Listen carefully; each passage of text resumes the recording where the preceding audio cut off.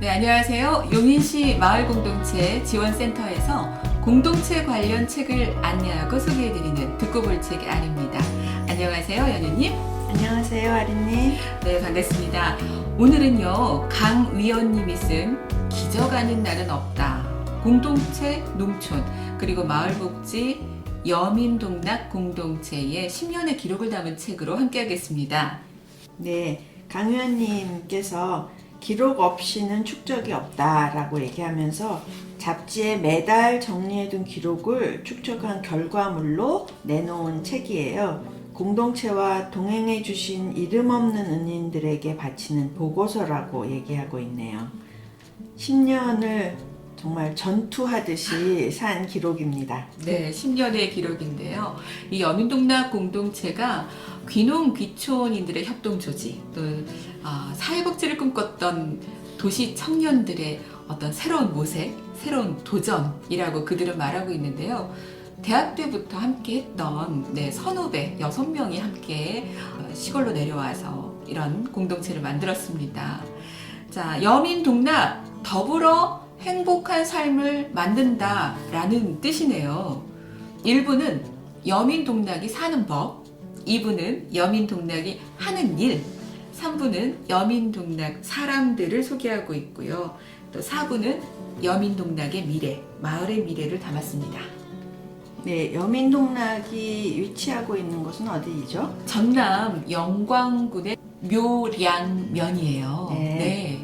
그 강의원님의 고향으로 알고 있거든요. 아, 그래요? 네. 영광이 그분 고향이군요. 6명이라고 얘기를 하셨는데 그 공동체는 세 부부죠? 네.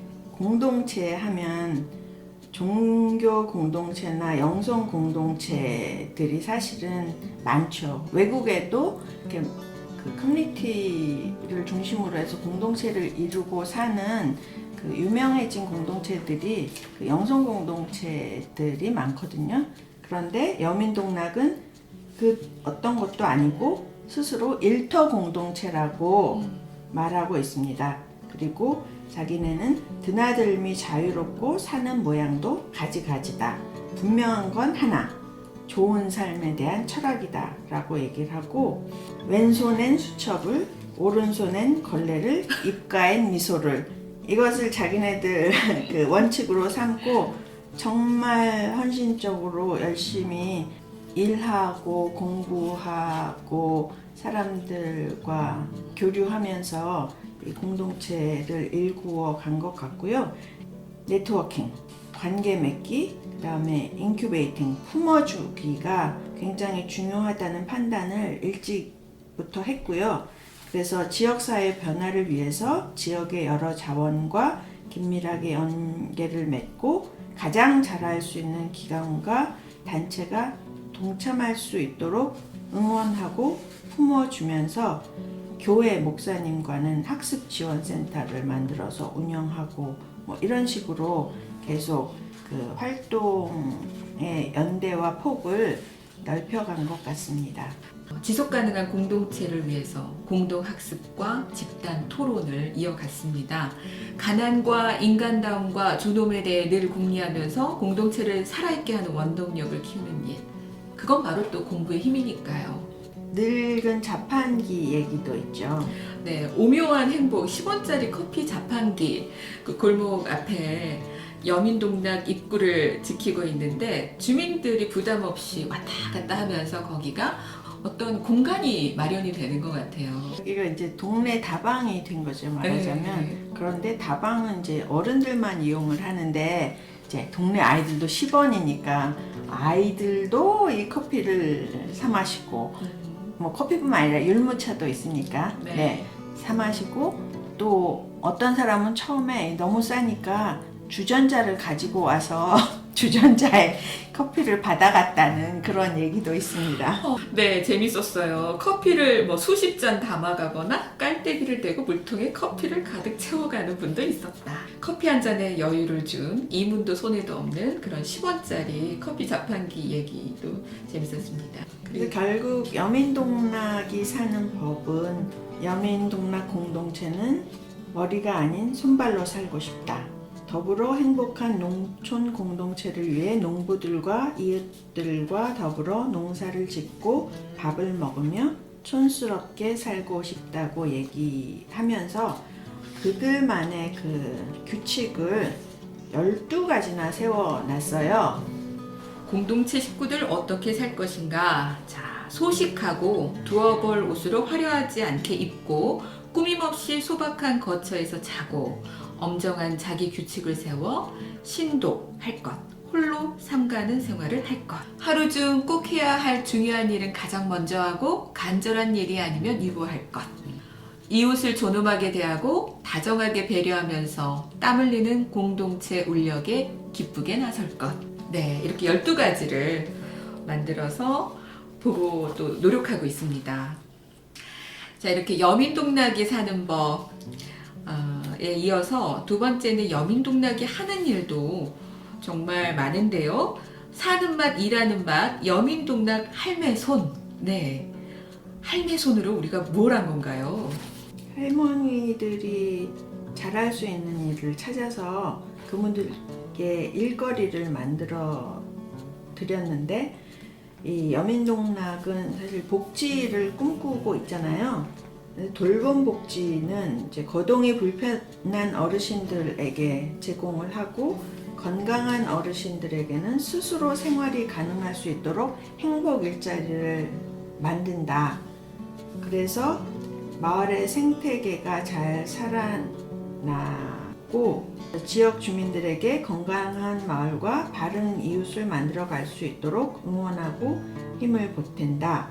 그것이 바로 마을 생태계의 원칙이자 마을 복지의 정도라고 판단하고 여러 가지 일들을 도모했습니다. 그리고 이곳에 명물이 있죠. 2010년에 네. 시골 마을 소재지에 그나마 하나 있던 구멍가게가 문을 닫았대요. 이 여민동락 복지센터 옆에 4평짜리 전방을 짓고 막걸리도 갖다 놓고 담배도 팔고 생필품도 놔두고 아이들 군것질할 아이스크림, 과자, 간단한 안주거리 이런 것들을 갖다 놓으니까 마을에 사시는 분들이 이렇게 멀리 장에 나가지 않아도 필요한 것들, 또 먹고 싶은 것, 사고 싶은 것들을 이렇게 살 수 있어서 굉장히 좋았는데, 이조차도 사실 여기까지 오기가 쉽지 않잖아요. 그래서 이동하는 전방이 마련된 거죠. 중고 탑차를 마련을 해서 자연마을 42곳을 날마다 돌아다니고요. 그러니까 이동식 마을 장터인 거죠. 그런데 그냥 단순히 물건만 파는 그런 장터는 아니고요. 은행에 가서 자식들이 보내온 용돈도 찾아다 드리고, 허리 아픈데 붙일 파스도 사다 드리고요. 몇 날 며칠 전기불 나가 텔레비전 불빛에만 의존해 사시는 집에는 형광등도 사서 갈아드리고요. 뭐 심부름센터 역할, 택배 노릇도 하는 그런 이동 장터네요. 얼마나 유용했겠어요. 그런데 여기 이제 좀 슬픈 사연도 있죠.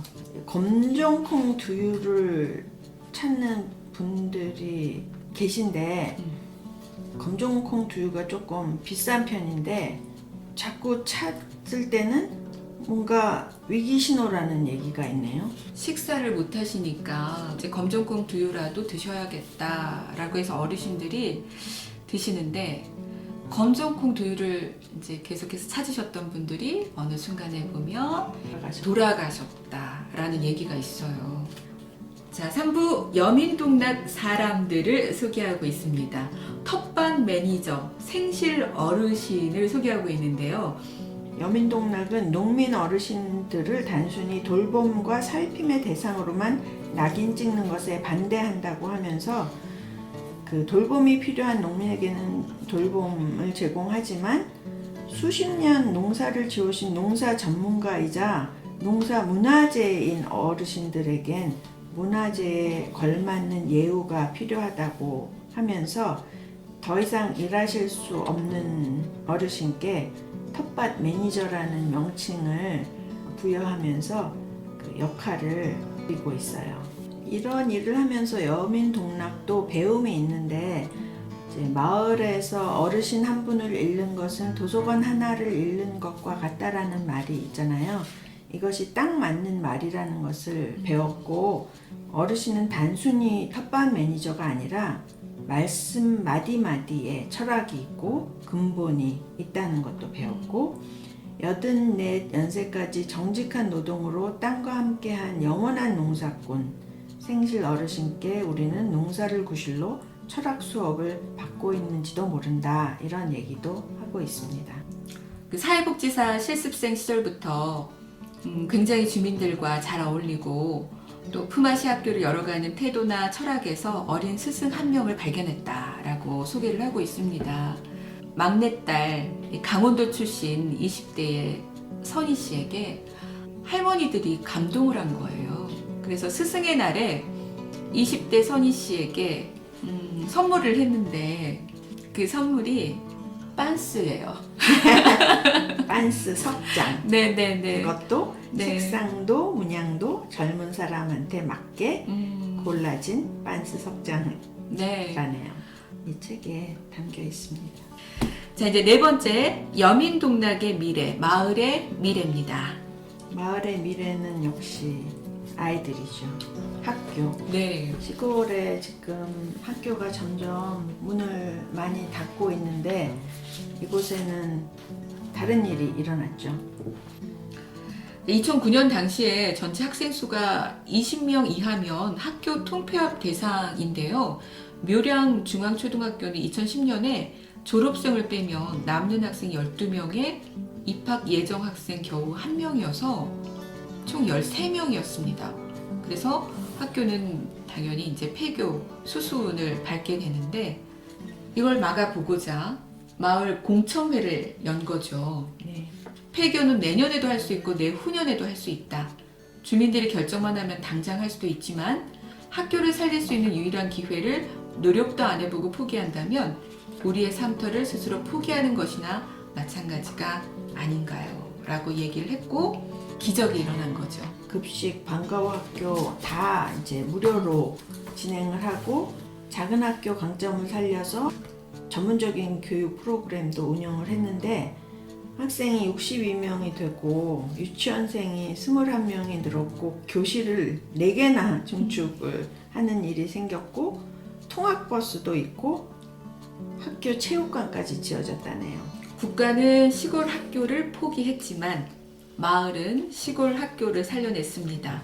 그 학교를 살려야 마을이 살고 마을이 살아야 농촌의 부흥이 가능하다는 희망을 함께 나눈 것이 이 주민력을 키우는 신념의 무기가 됐고 결국 학교가 살아나니 마을이 또 대접을 받게 되었다.